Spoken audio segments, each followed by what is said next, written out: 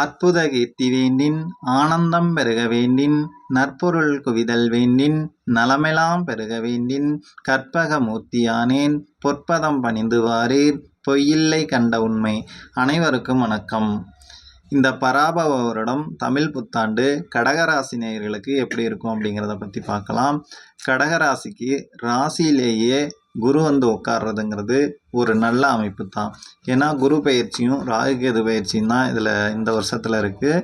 இந்த குரு பயிற்சி இந்த குரு வந்து ராசியிலேயே வந்து உட்கார்றது ரொம்ப யோகமான அமைப்பு. ஏன்னா ராசியாதிபதி ராசியிலேயே உட்கார்ந்துருக்கார்.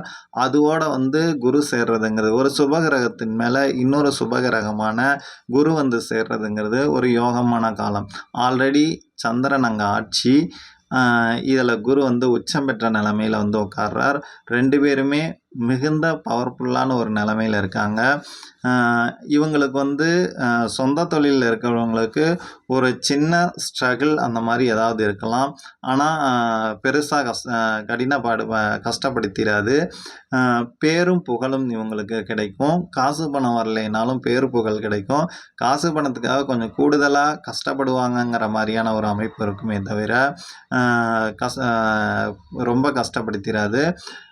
பொருளாதாரம் நிறையா கடன் வாங்கி போடுவாங்க. தொழில் இன்வெஸ்ட்மெண்ட்டில் பெரிய கடன் வாங்கி போடுவாங்கிற மாதிரியான அமைப்பு இருக்கும். ஏன்னா ராசியில் குரு வர்றதுங்கிறது ரெண்டு கிரகங்களும் ஒன்று ஆட்சி ஒன்று உச்ச. ஜனன காலத்தில் ராசி ஆட்சியாக இருக்கும். இப்போ வர்ற குரு உச்சம் பெற்ற நிலைமையில் இருக்கும். அதனால் தொழில் டெவலப் பண்ணுறதுக்காக கடன் வாங்கக்கூடிய அமைப்பில் இருப்பாங்க. இவங்களுக்கெல்லாம் பேங்க் திறந்தே வச்சுருப்பாங்க அப்படிங்கிற மாதிரியான ஒரு அமைப்பு தான். கடன் கேட்டால் உடனே கிடச்சிரும். சீக்கிரமாக கடன்காரன் ஆயிடலாங்கிற ஒரு அமைப்பில் தான் இருக்கும். இருந்தாலும் அது வந்து ஒரு சேர்க்கையில் தான், இன்வெஸ்ட்மெண்ட்டில் தான் இருக்குமே தவிர வேஸ்ட்டாக போயிடும் அப்படிங்கிற மாதிரியான அமைப்பெல்லாம் இல்லை. இந்த வருஷம் உங்களுக்கு வந்து கடன் கொஞ்சம் கூடுதலாக வரக்கூடிய அமைப்பு அப்படிங்கிற மாதிரி தான். மற்றபடி நல்லாயிருக்கும். லக்னத்தில் ராசியில் குரு வர்றது அப்படிங்கிறது பேரையும் புகழையும் சம்பாதிச்சு கொடுக்கும். அதே மாதிரி இவங்க கோயில் குளம் அப்படின்னு போய் வருவாங்க அப்படிங்கிற மாதிரியான ஒரு அமைப்பெல்லாம் இருக்கும். ஏன்னா 9ஆம் இடத்ததிபதி இல்லையா, கடகராசிக்கு 9ஆம் இடத்ததிபதி குரு வந்து லக்னத்தில் ராசியில் வர்றது அப்படிங்கிறதுனால இவங்க வந்து குலதெய்வம் கோயிலுக்கு போய் வர்றது அப்படிங்கிற மாதிரியான அமைப்பெல்லாம் இருக்கும். அது மாதிரியான ஒரு நல்ல அமைப்பு தான்.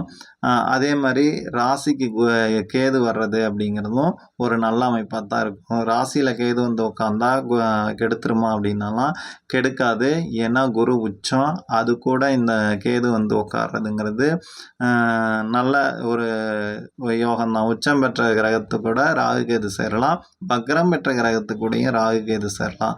அது யோகத்தை தான் செய்யும் அப்படிங்கிற மாதிரியான அமைப்பு தான். இந்த தமிழ் புத்தாண்டில் கடகராசிக்காரங்களுக்கு ராசியிலேயே குரு பயிற்சியாகி போகும்போதும் நல்ல பலனைத்தான் செய்யும். ஐப்பசி மாதத்துக்கு 27ஆம் தேதிக்கு மேலே கேது பயிற்சியாகி அங்கே வந்து உட்கார்ந்தாலும் அதுவும் யோகம், கோடீஸ்வர யோகத்தை தான் செய்யும் அப்படிங்கிற மாதிரியான ஒரு நல்ல அமைப்பான காலமாக தான் இருக்கும்.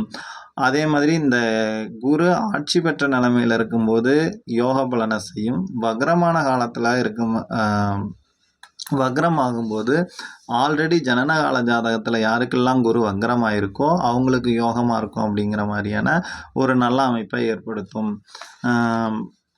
ஒரு சிலர் சொல்லுவாங்க எனக்கு குரு வக்ரமாயிடுச்சு. ஆனால் இந்த குரு வக்ரமாகிற காலங்களில் அவங்களுக்கும் யோகமான ஒரு அமைப்பை ஏற்படுத்தி கொடுக்கும் அப்படிங்கிற மாதிரியான ஒரு நல்ல அமைப்பு தான்.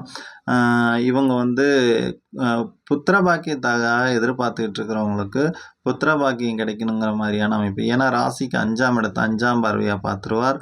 அதனால் புத்திர பாக்கியத்தை ஏற்படுத்தி கொடுக்கும். அது மாதிரியான ஒரு அமைப்பு இருக்கும்.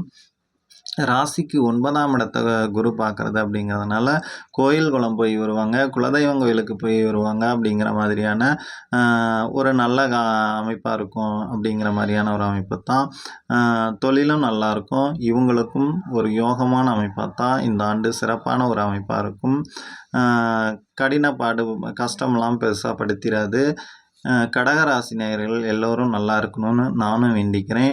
நெல்லுக்கு இறைத்தனில் வாய்க்கால் வழியோடி புல்லுக்கும் புசியுமாம் தொல்லுலகில் நல்லார் ஒருவர் உளரேல் அவர் பொருட்டு எல்லோருக்கும் பெய்யும் மழை. நமது நேயர்கள் ஆள்போல் தலைதலைத்து அருகது போல் வேரூன்றி மூங்கில் போல் கிளைகிளைத்து முதியாமல் வாழ்ந்திருக்க வாழ்கவென வாழ்த்தி அமைகிறேன். நன்றி, வணக்கம்.